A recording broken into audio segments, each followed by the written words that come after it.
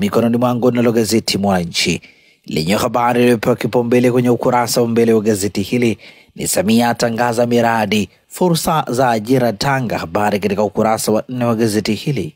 Siku ya moyo duniani, mbinu za wazazi kumlinda mtoto. Wataalamu wataja hatua za kufuata na sababu 3 za tatizo, huku wajawazito wakiguswa. Idadi ya watoto wenye maradhi yashtua. Undani wa taarifa hii ni katika ukurasa wa 3 wa gazeti hili. Milioni 30 ni kiasi cha fedha kinachoweza kutumika kwa ajili ya matibabu ya moyo kwa taasisi ya Jakaya Kikwete Dar es Salaam.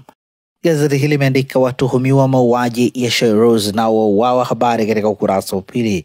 Jaji alivyoamua kesi ya rasilimali Chadema Dar es Salaam. Mahakama Kuu masjala ndogo ya Dar es Salaam imeamuru Chama cha Demokrasia na Maendeleo Chadema kuwasilisha mahakamani hapo nyaraka. Undani wa taarifa hii katika ukurasa wa 6. Korti ya mgombea Mpina kuzuia fomu za uchaguzi. Habari katika ukurasa wa 5 wa gazeti hili.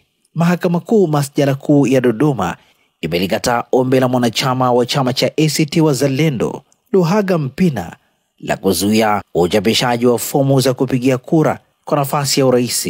Mpina alitoa ombi hilo kupitia jopo la mawakili wake katika shauri la. Undani wa taarifa hii katika ukurasa wa 5, na hivi ndivyo ambavyo limeandika gazeti Mwananchi Jumanne leo.